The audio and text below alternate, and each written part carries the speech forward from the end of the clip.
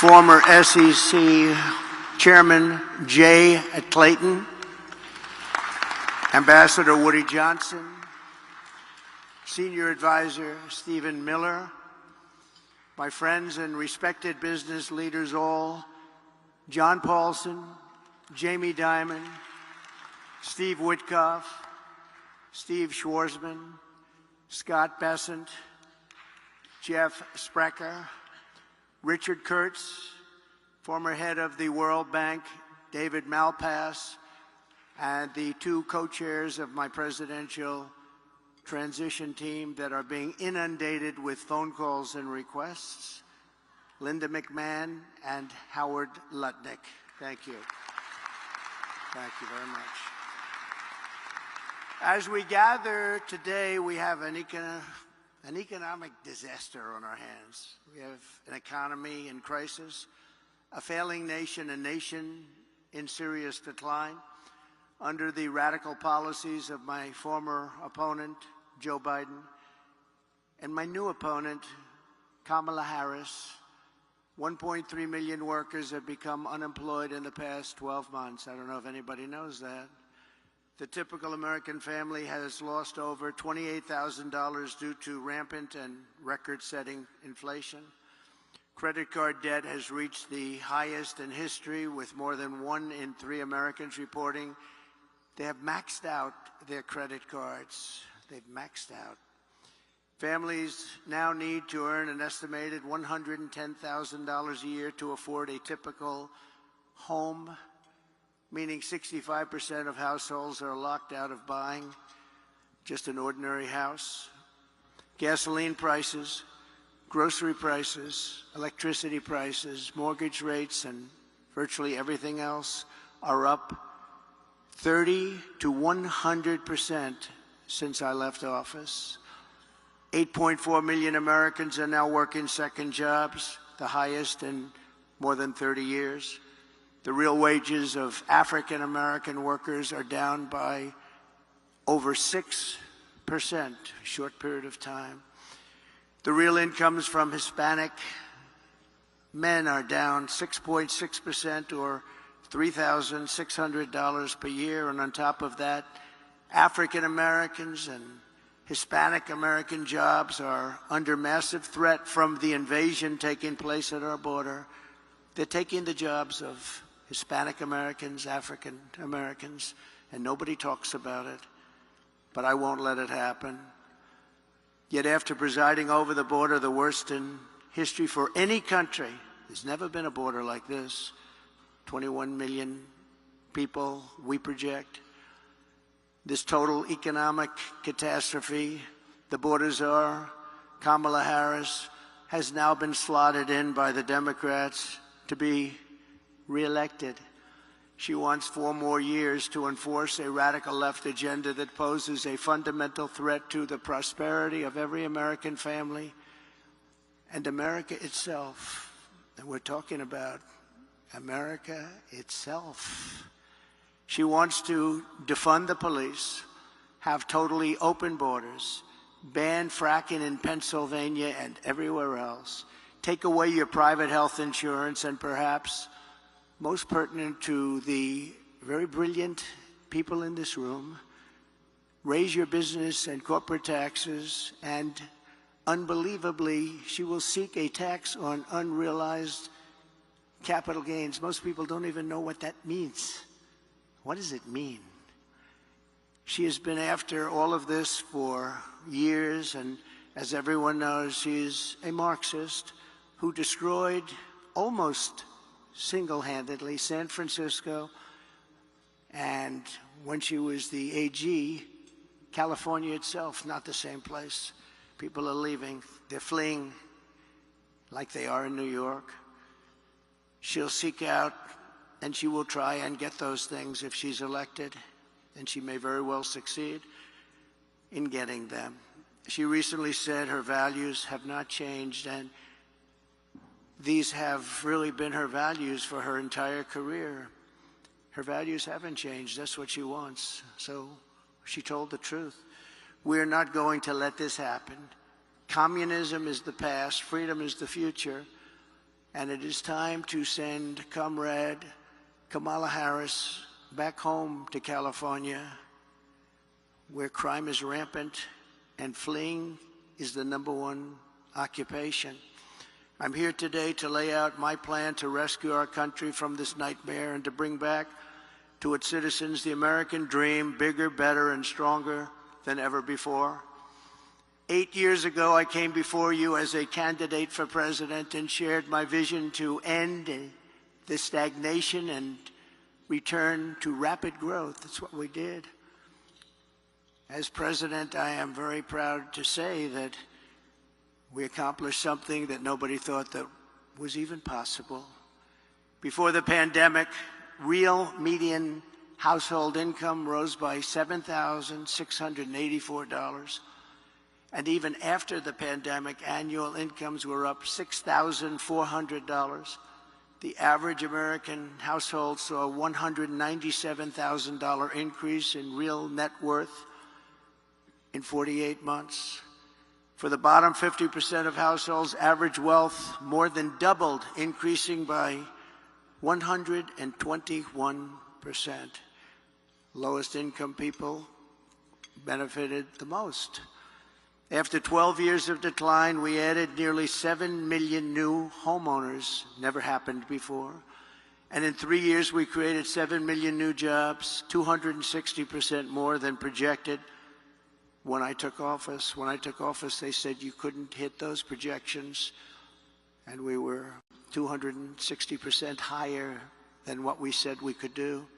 From the day I won to the day I left, the S&P 500 increased by 80%, and we did it all with virtually no inflation. We had virtually no inflation. Think of that. Who could believe that? I delivered the largest tax cuts and reform in American history by far, slashing rates for working families and cutting the business tax from the highest in the world. We had the highest in the world, 35%, and actually, when you add local and state numbers that were getting close to 50, but much, much higher, nobody's ever seen. We brought it all the way down to 21%, which everybody said was impossible to do. And I heard it from everyone. They said, you'll never be able to do that. And I got it down to 21%. I cut a record number of job-killing regulations. In 4 years, we cut more regulation than any president in the history of our country, by far. I'm proud to be the only president in modern history to achieve a net regulatory reduction during my term, and it was a substantial reduction, and for every regulation we added, we cut more than 5.5 regulations. We unleashed American energy, and within 3 years, we had increased domestic oil production by 47%, and we were just getting started. The price of gasoline was $1.87 a gallon. Doesn't that sound good right now? We negotiated and renegotiated more than 50 trade agreements with other countries that were taking advantage of us, as they all do, to protect the American worker and to open foreign markets, and we did a great job. I ended NAFTA, the worst trade deal ever made in the history of our country, and replaced it with the USMCA, perhaps the best trade deal ever made in history. That's Mexico and Canada. I stood up to China like no one else before me.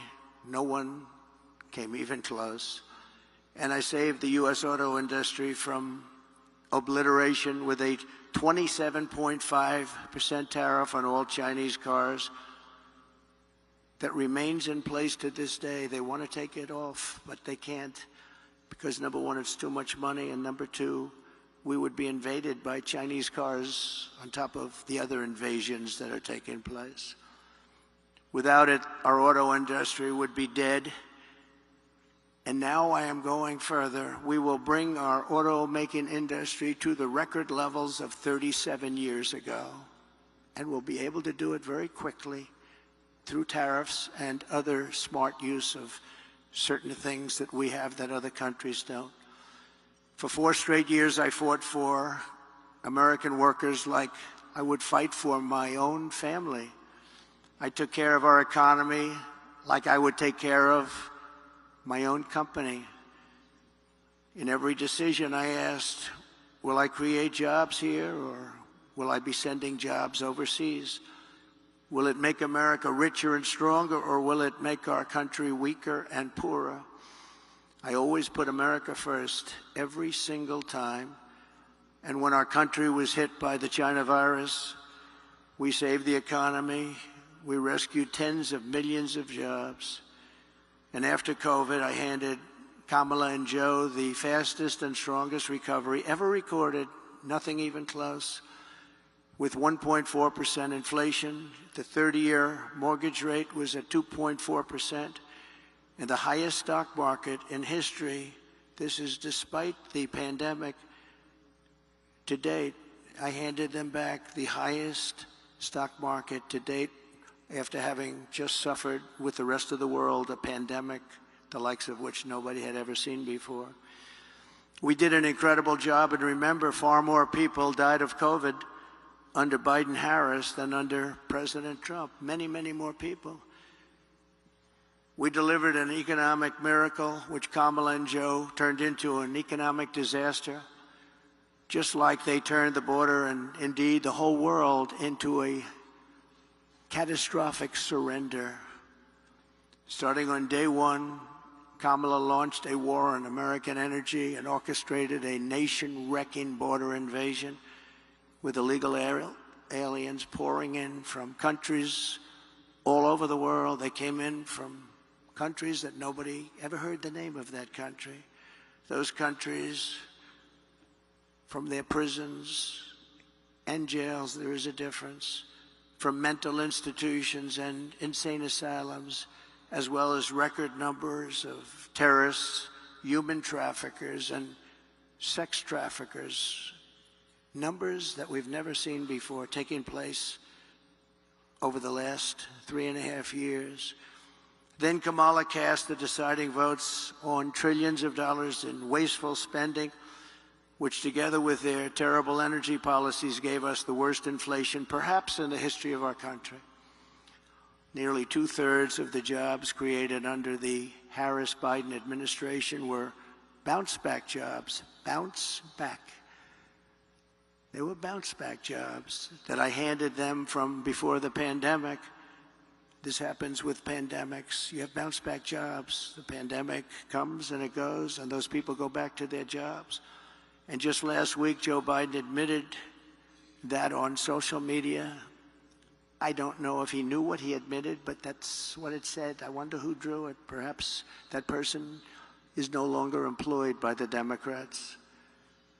But right now, it's even worse than that. Under Kamala Harris's policies, 3 million workers are now missing from the job force compared to 2020. 3 million workers, that's a lot.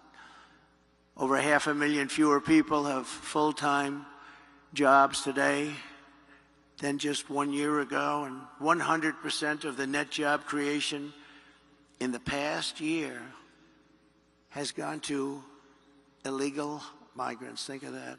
100% of the jobs created under this administration has gone to illegal migrants that came into our country.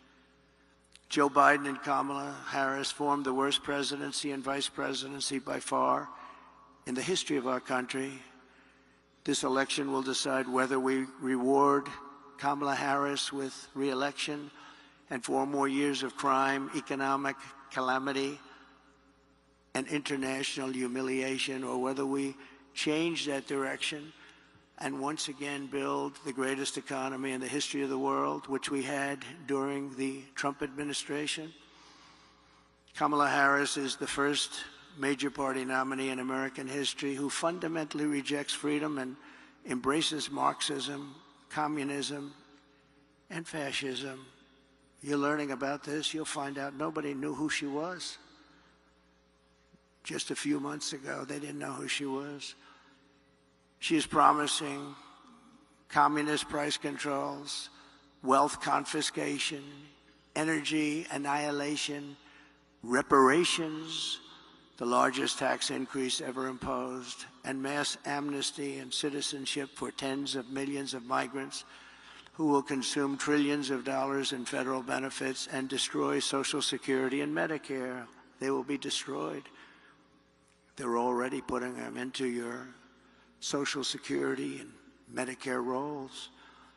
I am promising low taxes, low regulations, low energy costs, low interest rates, secure borders, low crime, and surging incomes for citizens of every race, religion, color, and creed.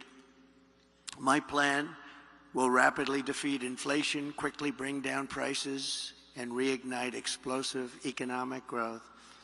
Kamala Harris will take more money out of American pockets. My plan will leave the typical family with many thousands of dollars more than they have right now.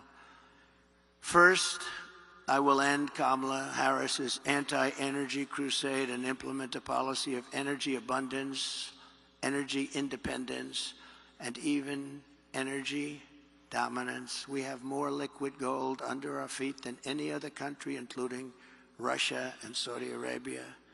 We'll be using it.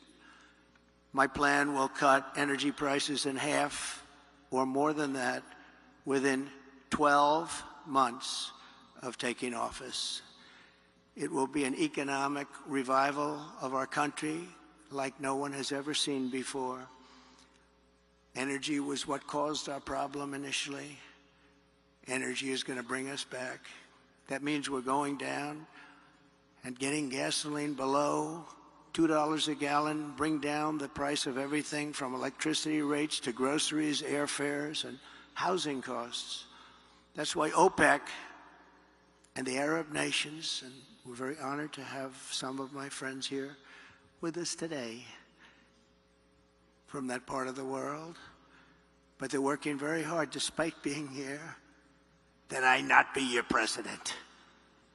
They don't like me. Meanwhile, Kamala Harris can't bring down the price of anything because her energy policies are driving up the cost of everything. Everything is up, way up.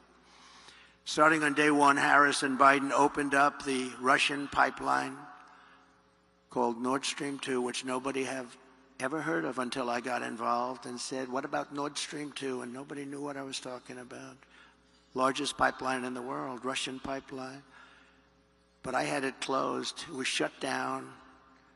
Putin was not happy. We shut it down.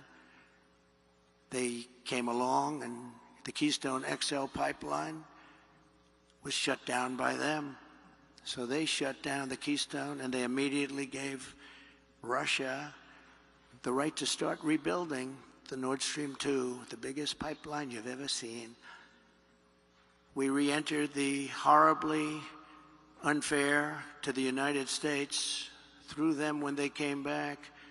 Paris Climate Accord, so unfair to us. We pay trillions of dollars. Other countries pay nothing. As soon as he came back, he went back into it. I got us out of it and reduced the area of the federal lands available for drilling by 80%. I did that. If I was president, oil production today would be 4 times higher than it is right now. Would have been 4 times higher. Right now, we'd be doing 4 times as much. And remember, we had ANWR, perhaps the largest drilling site in the world in Alaska, which everybody wanted to get approved, but they weren't able to do it. Ronald Reagan fought so hard to get ANWR. He couldn't do it. And it was easier in those days than it is today with all of the environmental concerns. But they came in their first few days in office, they terminated ANWR, amazingly. Biggest drilling site, we think, in the world, bigger than Saudi Arabia, bigger than Texas. We got it, and they terminated it. Under the EPA's so-called power plant rule, more than 50 power plants have been shut down since she took office, and virtually all coal-fired power plants will be shuttered in the next couple of years, setting the stage for a catastrophic energy shortfall, which we already have. that will make inflation far worse than it has ever been. They want to close down our power plants, and we don't have power already to address this dire energy crisis that Kamala and Joe have created.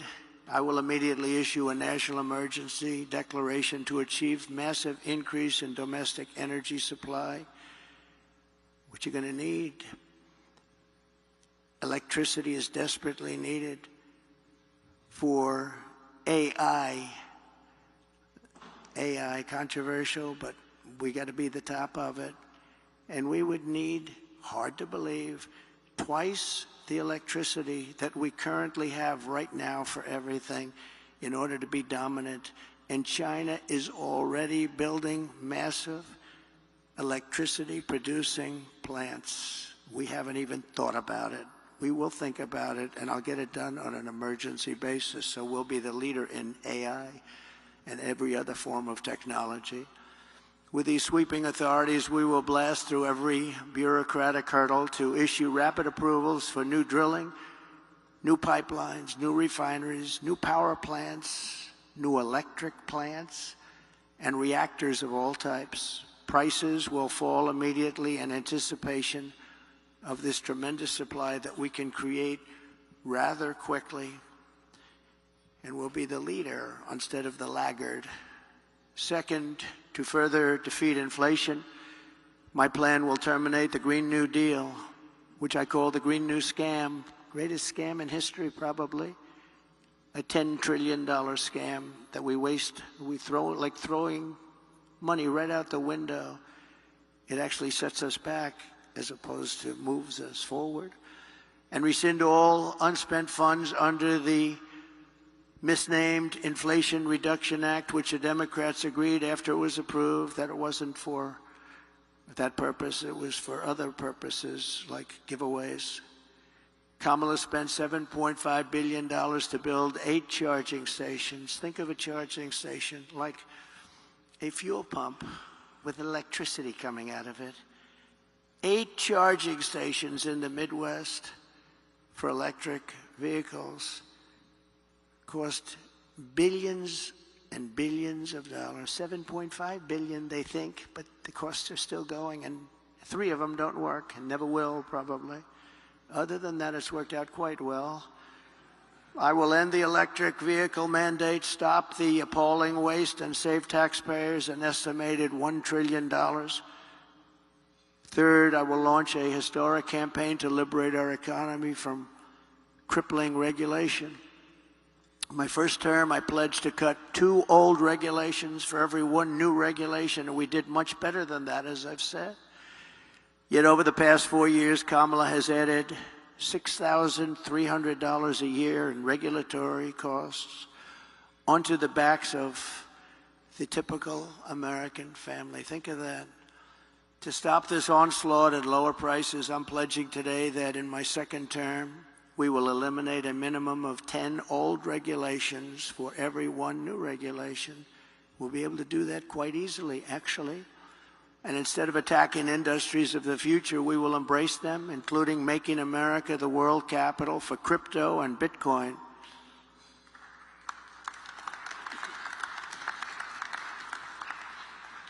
Fourth, at the suggestion of Elon Musk, who has given me his complete and total endorsement. That's nice, 'cause he's a smart guy. He knows what he's doing. He knows what he's doing. It's very, very much appreciated. I will create a government efficiency commission tasked with conducting a complete financial and performance audit of the entire federal government and making recommendations for drastic reforms. We need to do it. Can't go on the way we are now.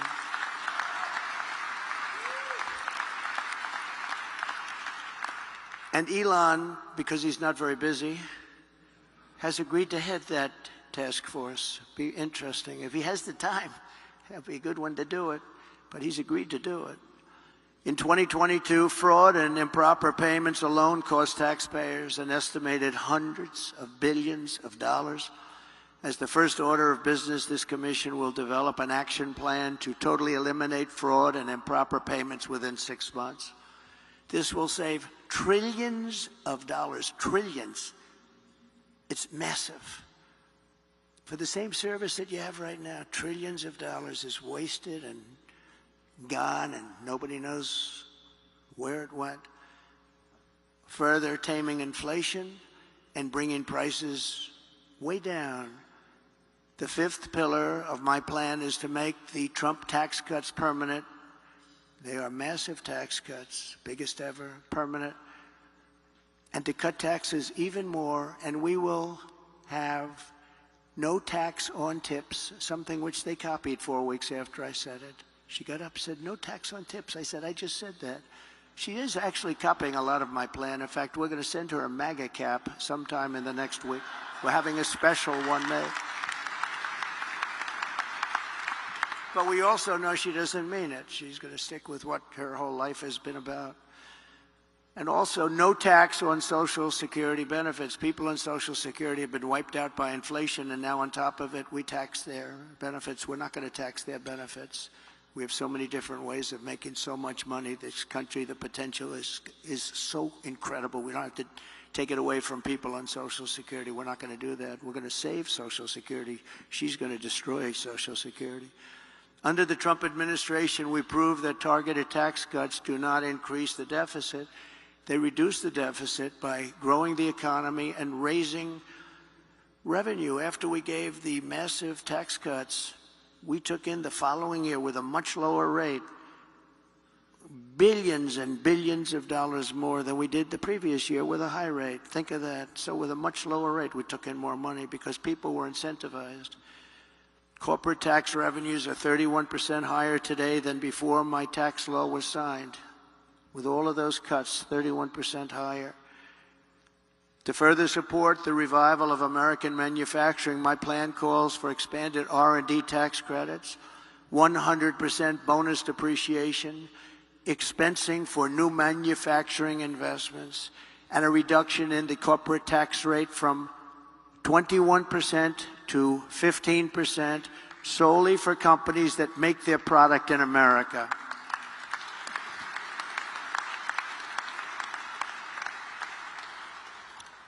You have to make your product in America. If you outsource, offshore, or replace American workers, you're not eligible for any of these benefits. In fact, you will pay a very substantial tariff when a product comes in from another country that's made in another country and comes in. There'll be a big tariff on that product because we want to make our goods in America, and most of them we can. My message is simple. Make your product here in America, and only in America. We are not going to be taken advantage of anymore, just as we made great inroads and progress 4 years ago. We made tremendous inroads on this subject. We're not going to watch our wealth and jobs get ripped away from us and sent to foreign countries, which is what's been happening for many, many decades with us. China was built on doing exactly what we're going to be doing and what I started doing 4 years ago. What we're putting forward is the most pro-American manufacturing and jobs policy in modern history for any country. This plan will bring jobs and growth into our country at levels never seen before. Every business on earth will flock to America from Europe, Asia, the Middle East, and all over the world. By contrast, Comrade Kamala Harris wants to sacrifice our wealth, kill the economy, and drive jobs overseas to punish businesses more. Businesses will leave. They'll leave America. They're international companies. They report to their shareholders, and they will leave America if her plan, even in a small form, comes to the fore. Her tax plan, which includes the promise to end the Trump tax cuts, which again by itself would be a massive tax increase, would increase taxes by over $5 trillion, a record many times over. It would result in the largest small business tax hike in history, massively raising taxes on 25 million small business people and raising small business tax rates to 43% and higher. In other words, 20% higher than communist China. Kamala is also vowing to raise the corporate tax rate from 21 to 28%. We're bringing it down to 15%. But she really is looking to raise it to 40, 45, or even 50%. You know that. All you have to do is follow her past path. Radically raise the capital gains tax rate, which she wants to do, and they don't even want to give a number. And for the first time ever, impose a 25% tax on unrealized capital gains. So if you happen to have a lot of wealth but no cash, you're in a lot of trouble. This will lead America into a 1929 depression, and it will be a depression and a territory that we have not seen for a long time. There's a gentleman that happens to believe that, Scott. These policies, especially the tax on unrealized capital gains, would decimate the U.S. economy. Companies and innovation would flee from America to other countries. Venture capital markets would disappear, the stock market would be annihilated, and investors assess the tax liabilities of large shareholders. The seniors and senior pensions would totally go up in smoke. They'd be worthless. These are not the policies designed to create a prosperous America. These are policies to turn the United States into Venezuela on steroids. Even if for this reason alone, Kamala Harris must be defeated decisively this November. Has to be defeated. We cannot have her be the President of the United States. Under Kamala, the United States is becoming a third world banana republic. She and her party are censoring speech, weaponizing the justice system, and trying to throw their political opponents, me, in jail. This hasn't happened. I didn't do that to Crooked Hillary. I said, that would be a terrible thing, wouldn't it? Putting the wife of the President of the United States in jail. But they view it differently, I guess, nowadays, but that's okay. And they always have to remember that two can play the game. Nobody ever thought this was possible. This is how you create massive capital flight and turn once prosperous nations into absolute ruins. I will have no higher priority as president than to restore the fair, equal, and impartial rule of law in America. We have lost the rule of law. Who would have thought?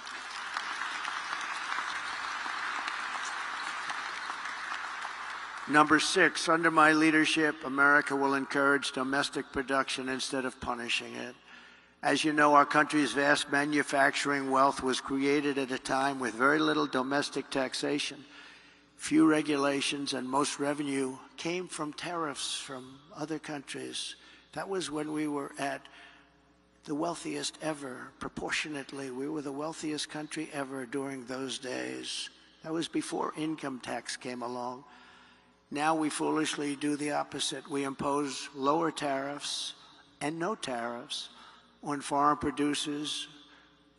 We have the lowest tariffs of any nation in the world, and we relentlessly punish our own companies for doing business in America. You do business in America, you're punished tremendously. I had many, many companies come to me, sir, I can't compete. They're sending kitchen cabinets, washers and dryers, everything. I can tell you, every motorcycles, they're sending them here, sir. We can't compete. And I made it so they could compete and thrive. Every one of those people, we should get them up and talk to you one day, because every one of those people comes up to me, and every time I see them, they hug me, they kiss me, they love me, because I saved their businesses. I intend to reverse this model and once again turn America into the manufacturing superpower of the world. We can do that just with being intelligent. The key to this effort will be a pro-American trade policy that uses tariffs to encourage production here and bring trillions and trillions of dollars back home. And you know what? We deserve it. We've been helping other countries get rich at our expense For the last 50 years, we've been pouring our money into other countries, getting nothing for it. We protect them militarily. We do so much for them. We get nothing. My plan is that if you open your factory in Wisconsin, Pennsylvania, Michigan, Minnesota, anywhere else in our country, you don't pay a tariff tax. You don't pay a tax. You make the product here. But if you move your production outside of the United States and send it back here, which people are doing now, and I stopped it. I stopped it cold. But they've changed that already. Then you'll have to pay a very substantial tariff to get your product back into the country. The result will be that everybody in the world will want to be here and they want to produce here. They're going to want to produce their product in America. It's going to say made in the USA. We will be able to build ships again. We will be able to build planes again. We will be able to build our military again from within, all from within. We will create the biggest, greatest, and strongest middle class in the history of our country. We will have tens of millions of high-paying jobs in manufacturing, transportation, defense, as well as all of the sales and support of export jobs. Our auto industry will be the biggest beneficiary. In short, it will be a national economic renaissance just by using our heads, by being smart, by not letting other countries take advantage of us. They've been doing it for so long. It's so sad to see. And I know them all, and they laugh at us behind our back. They can't believe how stupid our leadership has been for so many years. We will ensure that the United States has a giant steel industry, an aluminum industry, a manufacturing base, and a defense base. We want an industrial base that can take care of our defense needs 100%. And you can call it what you want. Some might say it's economic nationalism. I call it common sense. I call it America first. This is the policy that built this country, and this is the policy that will save our country. In the words of a great but highly underrated president, William McKinley, highly underrated, the protective tariff policy of the Republicans has been made and made the lives of our countrymen sweeter and brighter. It's the best for our citizenship and our civilization, and it opens up a higher and better destiny for our people. We have to take care of our own nation and her industries first. In other words, take care of our country first. This is when we had our greatest wealth. He was assassinated, and he left his group of people that followed him. Teddy Roosevelt became a great president, spending the money that was made by McKinley. So McKinley got a bad deal on that one. He built tremendous wealth. They had the Tariff Act of 1887, and they had a committee that studied, what are we going to do? They had a big problem, a problem like I hope to have with this country someday. So much money was coming in from foreign countries that they didn't know how to spend it. They had no idea. So they set up a committee. We'll set one up with the people in this room. How do we distribute the wealth that we have? And Roosevelt built dams and built railroads and did national parks. But he did it with the money that was made with tariffs from McKinley. So you have to remember that. Very highly underrated, a very underrated president. Let's give them both credit. Smart tariffs will not create inflation. They will combat inflation. I had almost no inflation, and I had the highest tariffs that anyone's seen, and they were going a lot higher. Foreign nations will pay us hundreds of billions of dollars, reducing the deficit and driving inflation down. It will largely reduce our deficit. In my first term, we imposed historic tariffs with no effect on consumer prices or inflation. The anti-tariff people, many of them, I believe, honestly work for these other countries in some form, get tremendous amounts of lobbying money and other money because it doesn't make sense what they're saying. But we had no inflation, and we had protection, and I saved so many industries. I saved the steel industry. But Biden and Harris are letting it go. They're letting it go. It's so easy to keep. A combination of fair trade, tax cuts, regulatory cuts, and energy abundance will allow us to produce more goods better and cheaper right here in the USA than we've ever done before. And foreign nations will respect us again. I got along great with foreign nations, and I taxed the hell out of them. And they liked me. Maybe they respected me. And Viktor Orban, a very strong man, he's the Prime Minister of Hungary. He said the only thing missing from the world right now is President Trump. He kept the world safe because everybody was afraid of him. I don't like that term, but that's the term he used. I would like to say respected him and respected our country, but he didn't say that. He said everybody was afraid of him. He said China was afraid, Russia was afraid, they were all afraid. Kim Jong-un, I got along great with him. And I try to explain to the fake news media that getting along with people, foreign countries, is a good thing, not a bad thing. It's a very good thing. It's a smart thing. We will require all essential materials for our national security to be produced here in the United States, creating millions and millions of new manufacturing jobs. You know, when we built the F-35, we have the wings built in one country. We have the tail, rudders, built in another country. We have the seats built in another country. We have the electronics built in 7 different countries. What the hell would we do if there's a war? And we'll end up fighting half of those countries, and we don't want to have a war because right now we're closer to World War III than we've ever been in our lives. With Russia, Ukraine, which would have never happened if I was president. With October 7th in Israel, the whole Middle East is blowing up. Would have never happened. They would have never happened. Respectfully, Iran was broke. They had no money for Hamas. They had no money for Hezbollah. It wouldn't have happened. There would be peace in the Middle East, and Iran would be a big beneficiary of that peace. It'd be good. But all of these things that happened, and inflation would have never happened. And Afghanistan would have never happened. The worst withdrawal in history. I believe the most embarrassing moment in the history of our country. In fact, that's what caused President Putin to go into Ukraine. When he looked at how incompetently that was handled, he looked at it and he said, man, they're incompetent. That was the most embarrassing day in the history of the United States of America. Airplanes taking off with many people sitting on the wings of the plane and the side of the plane and the wing, and you see them dropping off the planes at 3,000 feet. They thought it was their trip to freedom. There's never been anything like that, and I think there's no greater embarrassment. By the way, we lost 13 incredible soldiers. I got to know the families very well. Spent a lot of time with them 4 days ago in Arlington Cemetery.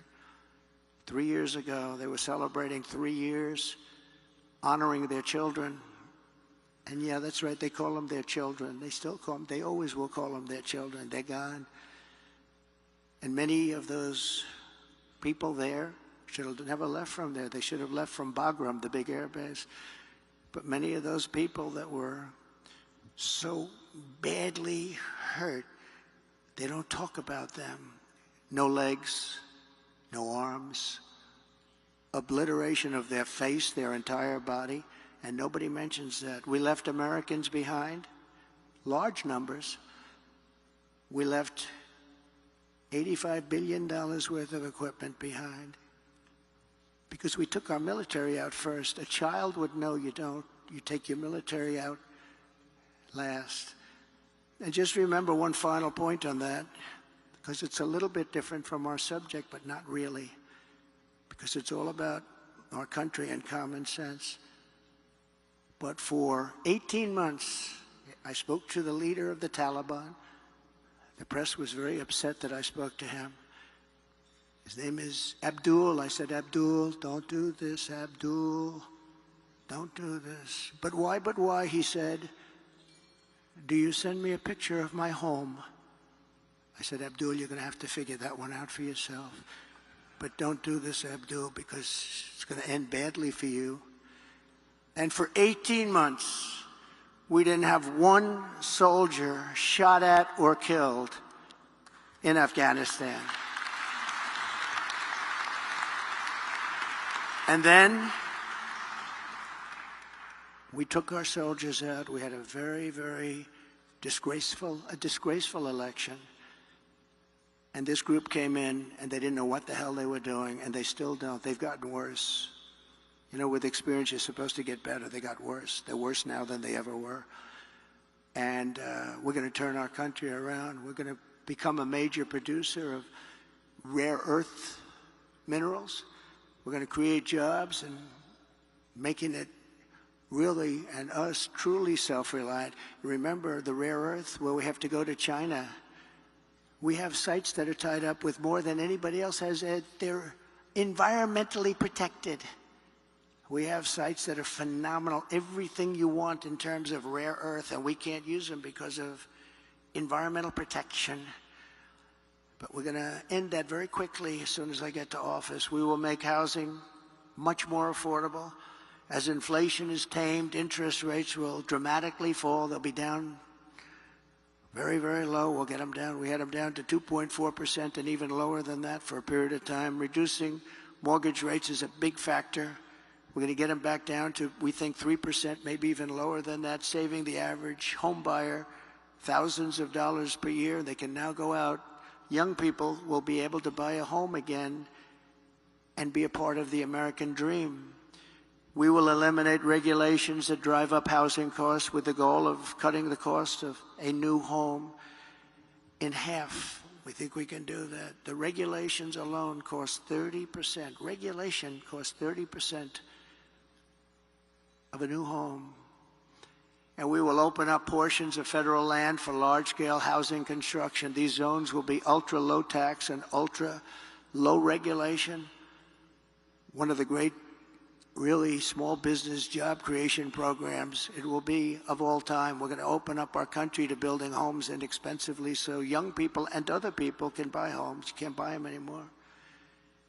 Millions of Americans will take part in setting these safe and beautiful communities, reviving the frontier spirit, and really, as I said, reviving the American dream. It's about the American dream. It's all about the American dream. We don't talk about American dream with these people in office. They don't want to talk about the American dream because they're the exact opposite. They're the exact opposite. We also cannot ignore the impact that the flood of 21 million illegal aliens has had on driving up housing costs. That's why my plan will ban mortgages for illegal aliens in California. They're passing a law where they're going to give illegal aliens money to buy a house. But our soldiers, our veterans that are laying on the streets, they can't have them. You have soldiers right now laying on the streets of different cities, all Democrat-run. They're laying on the streets in front of hotels, in some cases luxury hotels, and you have illegal immigrants coming in and living in those hotels and laughing at our soldiers as they walk by into a luxury lobby.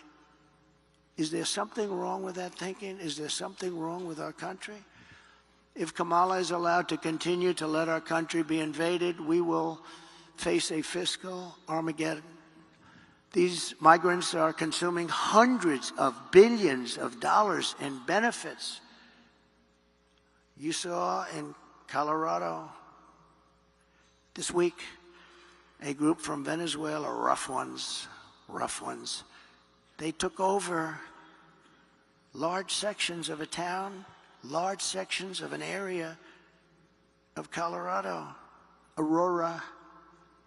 Has anyone been there? I think you'd better stay away for a little while.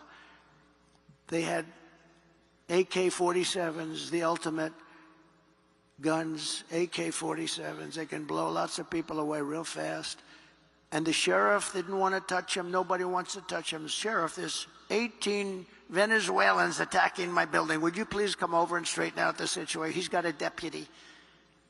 You know what they say? Well, no thanks, let's call in the military. They're taking over. And I said this 4 years ago when I realized they wanted open borders. And it's happened. It's happening now in Chicago. They're taking over sections of Chicago. What's happening in New York and Los Angeles and many other cities is not even describable. They're tough. They're tough and they're smart and they're vicious.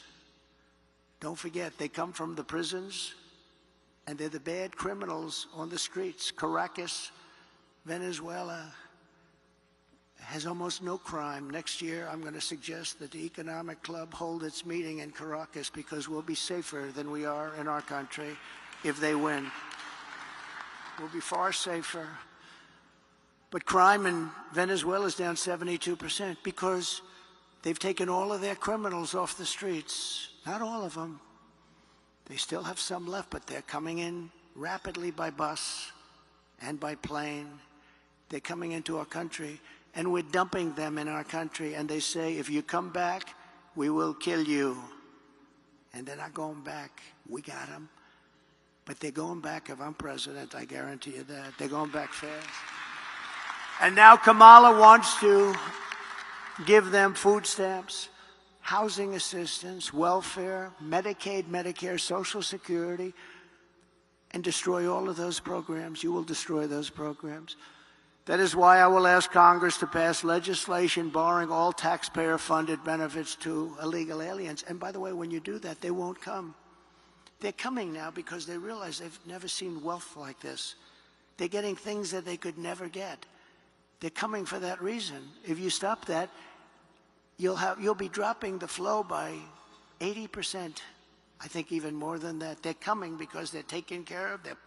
Let's put them in a luxury. Let's put them in the Waldorf Astoria. That's a nice place. I will stop the invasion and send criminal illegal aliens back home. And when we do all of this, we will be so successful. We'll create America's own sovereign wealth fund to invest in great national endeavors for the benefit of all of the American people. Why don't we have a wealth fund? Other countries have wealth funds. We have nothing. We have nothing. We're going to have a sovereign wealth fund, or we can name it something different. I'll talk about it with Mr. Paulson, who's in the audience, and a lot of other friends of mine. And we'll name it something that's appropriate. Perhaps sovereign wealth fund wouldn't be appropriate, but it's going to be the same thing. We'll put tremendous amounts of money through all this money that will be taken in through tariffs and other intelligent things. And we'll have the greatest sovereign wealth fund of them all, and we should have. And that will be used to do things that will be great for our country, including to invest and wisely invest and build it up bigger and stronger and better than any place on earth. We will build extraordinary national development projects and everything from highways to airports and to transportation, infrastructure, all of the future. We'll be able to invest in state-of-the-art manufacturing hubs, advanced defense capabilities, cutting-edge medical research, and help save billions of dollars in preventing disease in the first place. And I'm very honored to have been endorsed last week by Robert F. Kennedy Jr. That was a great endorsement, and he's very much into helping people. He's very much into helping people. I've known him a long time. That was a great thing when he did that. That was not easy for a Kennedy to be endorsing a Republican. That was not easy. But these are not Democrats. These are radical left lunatics, and you can't let them run your country. We will invest in new and modern agricultural techniques so we can have safe, healthy, high-quality foods for our families. That's where Bobby is so interested, foods. He says we're putting a lot of bad foods in our body. You look at other countries which do far less, and they're actually much healthier than we are. This wealth fund will return a gigantic profit, which will help pay down national debt. We're going to work on national debt very strongly, by the way. We're going to have so much money coming in. We're going to work on national debt. We're close to $36 trillion right now. We're going to work on getting it down. And it is many of the people in this room who will be helping to advise and recommend investments for this fund. This is how we will end the era of inflation, mayhem, and misery under Kamala Harris, the worst vice president in the history of our country, and unleash a new era of safety, prosperity, and success for our workers, our families, and our businesses. And I've done it before. We did a great job, and now we really know our job well. I know the smartest, the best people. We have the best people. We have people that, many in this room, they know exactly what we want to do. You know, it's interesting having experience, because I won an election. I went to Washington. I was only in Washington 17 times. I never stayed over. That's according to the fake news, but I think they're right. But I got to know Washington well. And I know the smart ones and the dumb ones. I know the ones that can help make us great and the ones that can only take us into bad territory. I got to know a lot of people, probably as many as anybody at that level. And we have incredible talent, and we're going to be using that talent. We had some incredible talent, much of it sitting up here and sitting down here. They did a great job on trade. Bob Lighthizer, so many other people did such a great job. We rebuilt our military. We rebuilt our entire military, did a great job. We have great generals, not the television generals, not the generals that took us out of Afghanistan in 24 hours and left that horrible situation, but we have great generals. We defeated ISIS. It was supposed to take 5 years. It took me 4 weeks. 4 weeks. Our generals did a great job. We have great people in our military, and our military is not woke. Believe me, you couldn't get these guys to be woke. Some of the guys on top are woke, but those aren't the ones that are great. So we're going to do things that we didn't do even the first time. We had a great presidency. There was an article written the other day that the Trump presidency was a great presidency.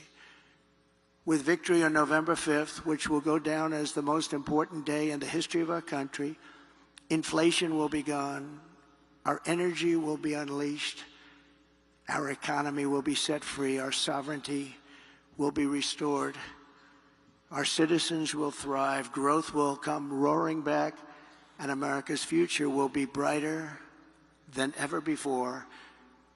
So I want to thank you all. This has been a lovely experience. It was years ago that I was here. We talked about what we were going to do, and we did just about everything we said.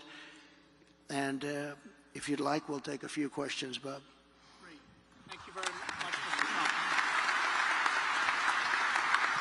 Thank you.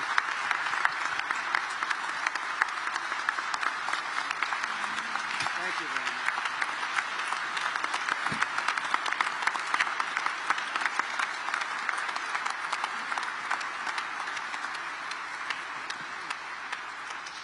Thank you very much. And we're now moving, as promised, to the question and answer portion of the program. Our four very able questioners today are H. Rajan Cohen, the Senior Chair of Sullivan & Cromwell, Sandra Gerber, Founding and Managing Partner, CEO and CIO of Hudson Bay Capital, Mr. John Paulson, founder of Paulson & Company, and Rashma Sanjani, founder and CEO of Girls Who Code and Moms First. We're going to go in alphabetical order, and therefore, Raj, you have the first question. Thank you, Bob, and thank you, Mr. President. Thank you. I would like to ask about the United States economic sanctions programs.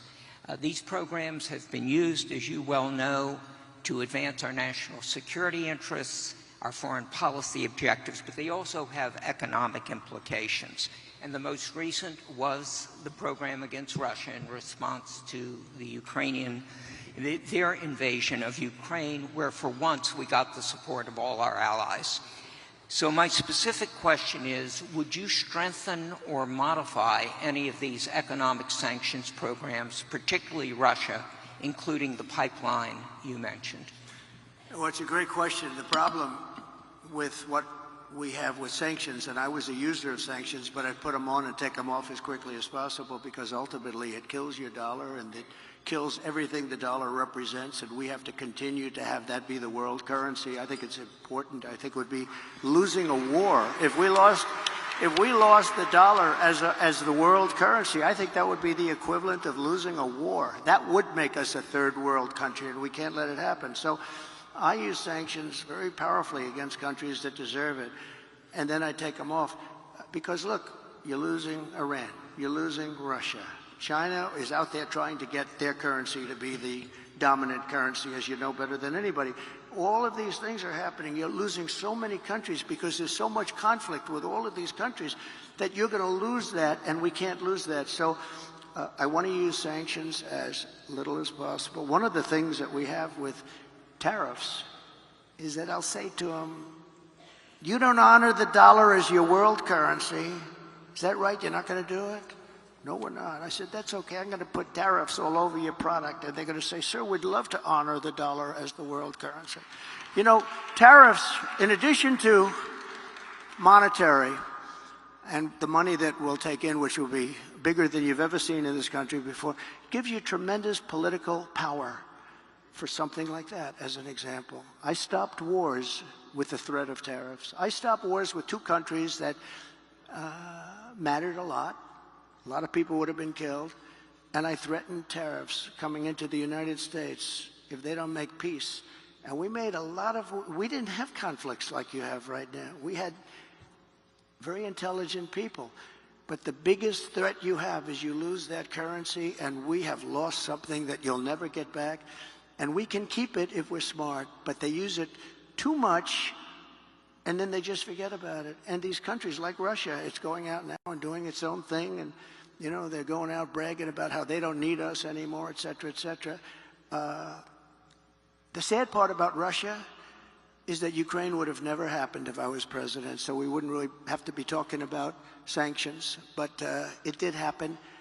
And one of the things I'm going to do, a little bit relevant to your question, is if we win, I believe I can settle that war while I'm president-elect. Before I ever get into office, I can get that war settled and get that war stopped, because it's a horrible, horrible war.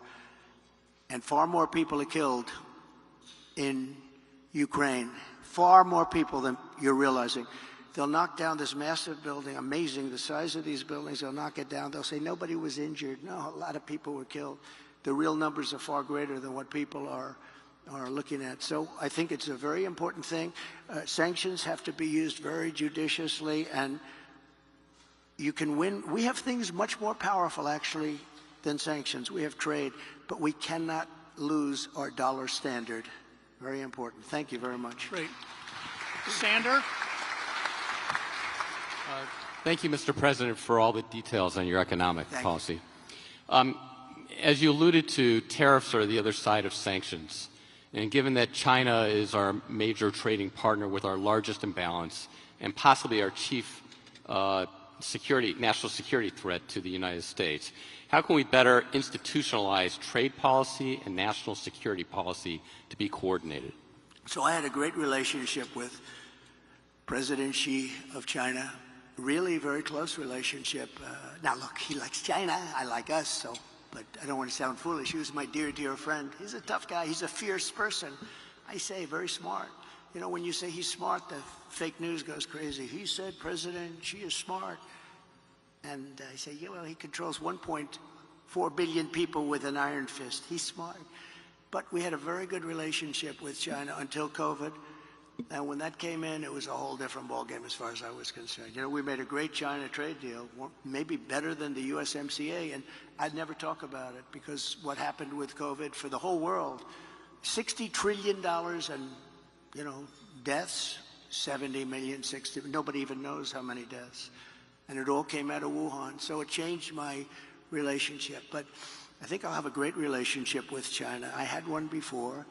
And they respected us, but they respected us because they no longer thought we were fools. They used to think we were fools because we built China. They would take over $500 billion a year and use it for their military and other things. And we got nothing out of that. We got some cheap product. We got You can buy 19 pencils instead of 2. Who the hell cares? You can buy 16 dolls for your daughter instead of 2 nice dolls. And we got very little out of that relationship. They got a tremendous military power, and they still have it today. So, but I believe we will have a very good relationship with China and with a lot of other countries that we're not getting along with too well today. And things are going to straighten out. We're going to get them straightened out very quickly. Very important that we get along with the rest of the world. You know, we have things today called nuclear weapons. I rebuilt our whole military, including our nuclear capability. And so I got very familiar with it. And, you know, I say this often because I had an uncle who was the longest serving, I believe the longest serving, I was told that by MIT. But he was there 39, I guess, or 41 years, longest serving professor in the history of MIT, and nuclear was something he knew a lot about. And we used to talk about it. I'd say, Uncle John, there's no way. He was telling me about this incredible power that was being unleashed potentially. And I say, Uncle John, you could never. And you know what? He was very modest, because I've seen the destructive capability. And this world is going to have to get along, because if that's ever unleashed, we already have too many countries that have at least remnants of it, some of it. But probably 5 countries, if you think. And Kim Jong-un, when I went to the White House after winning in 2016, I sat with President Obama, which is a ritual. And you sit and you talk. And I said, what's the biggest problem? He said, North Korea is the biggest problem. I don't think it's solvable. I said, have you tried calling him or talking to him? And actually, the answer was yes, and he wasn't responded to. But I did, and we were very safe. It started off a little rocky, if you remember. Little Rocket Man, I called him, and he called me things too. He's got a red button on his desk. I said, I have a bigger red button, and my red button works.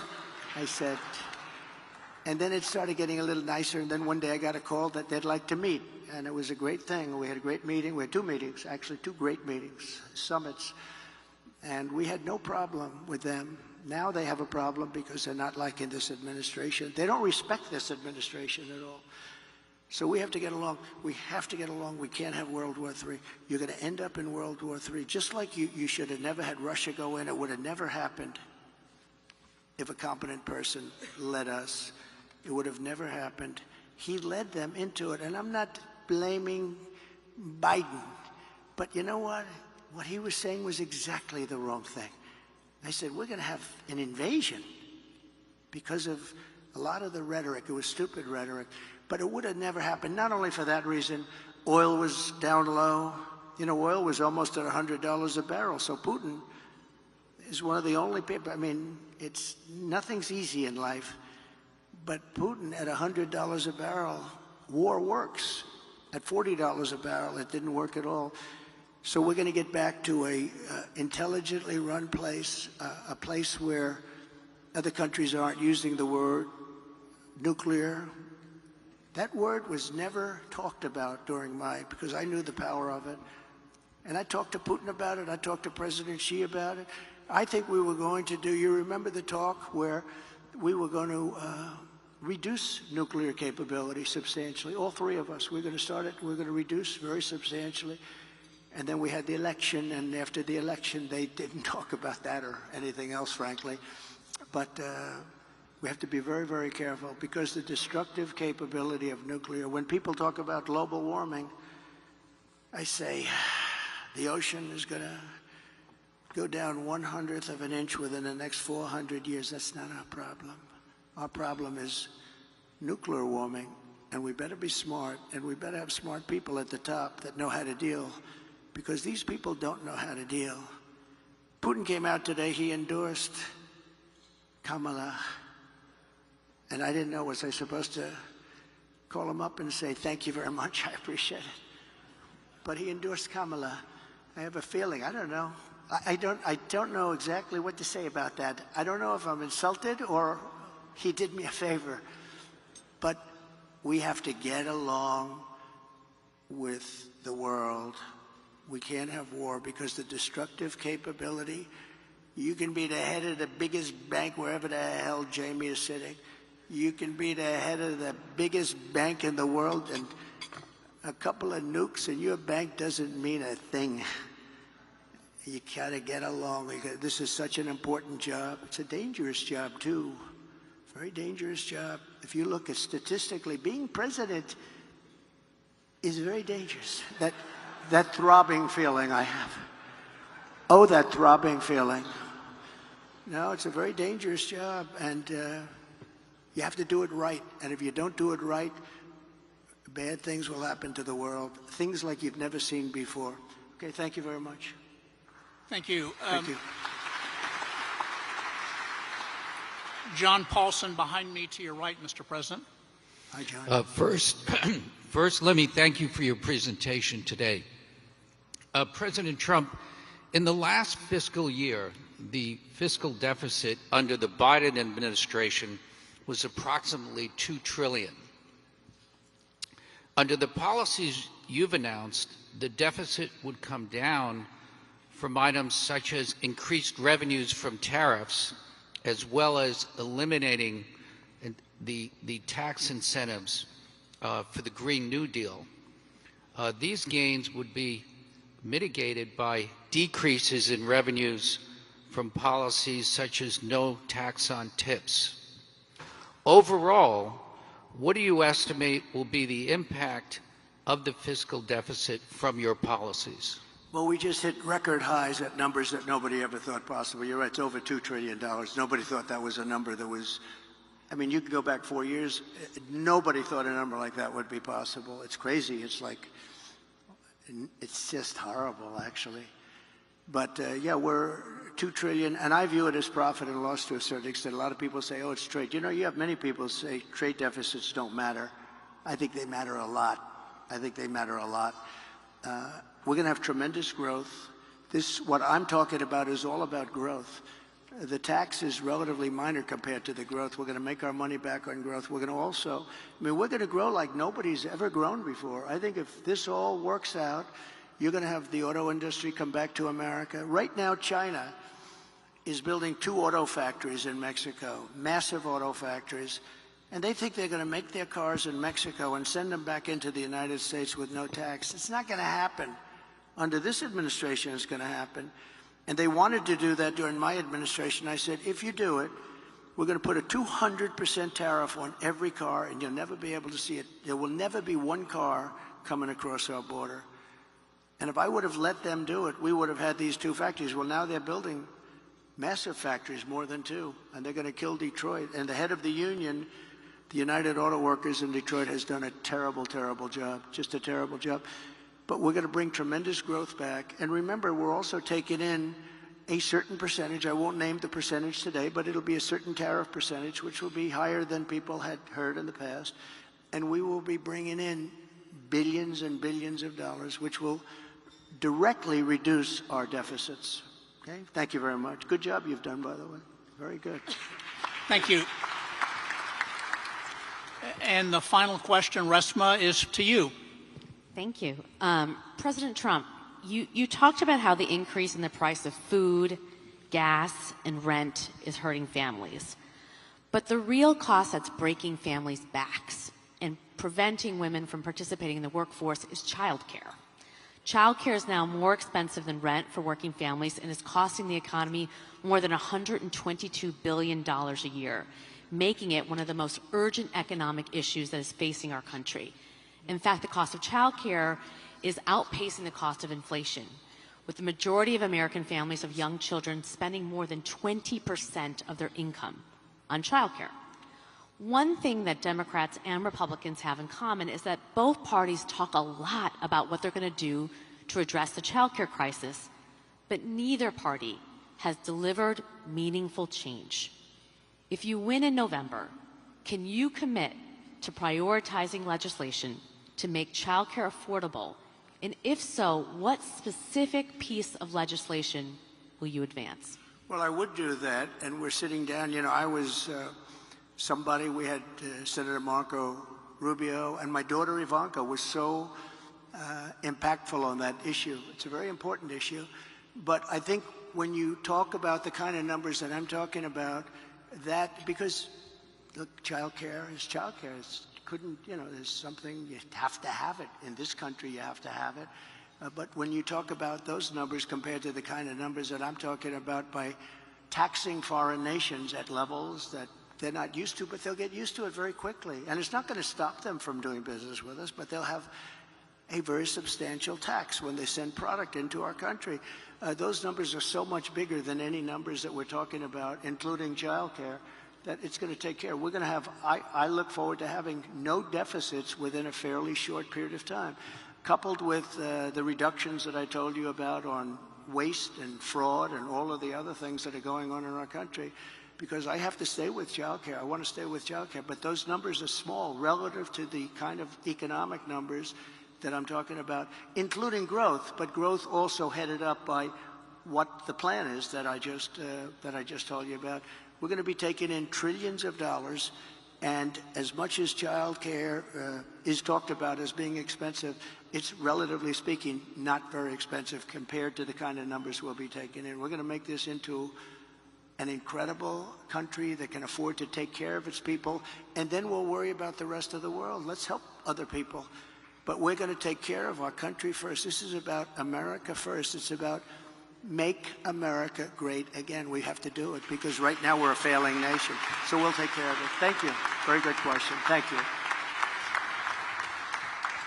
Thank you, Bob, very much. Thank you very much, Mr. Trump. It's great that you accepted our invitation to be with us today. Thank you, Raj, Sander, John, and Reshma, for your questions. The President is now going to be leaving the building, and so we want to all stay seated while he and his team leave. But as he leaves, let's all say thank you one more time for him accepting our invitation to be here today. Thank you, Bob. Thank you very much. Thank you very much. It's very nice.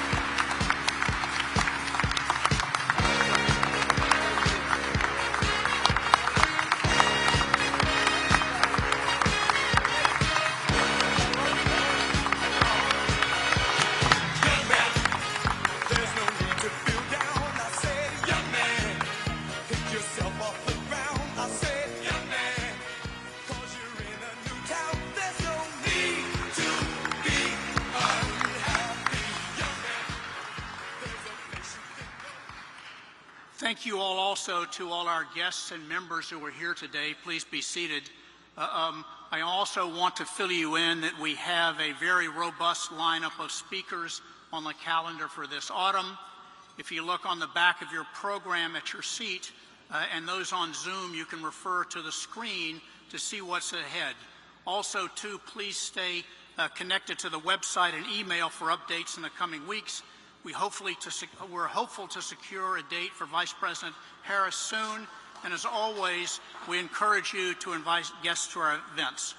Let me also take a moment to recognize those of our 375 members of the Centennial Society joining us today, as their contributions continue to be the financial backbone of our club. Let me also extend a warm welcome to the students who have joined us virtually today from Rutgers, NYU Stern School of Business and Graduate Center, as well as the largest ever class of 2024 fellows, a select group of rising, diverse next-gen business leaders. I think that's all for today. Thanks all of you for coming, and we look forward to seeing you throughout the autumn. Also, we have to say thank you to the amazing team of our club, led by Barbara Van Allen.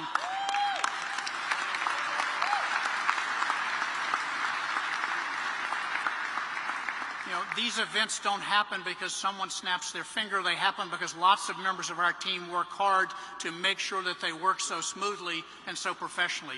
You do us all proud all the time. Thank you all very much. For those in the room, enjoy your lunch. And for those on video, thank you for joining. Good afternoon.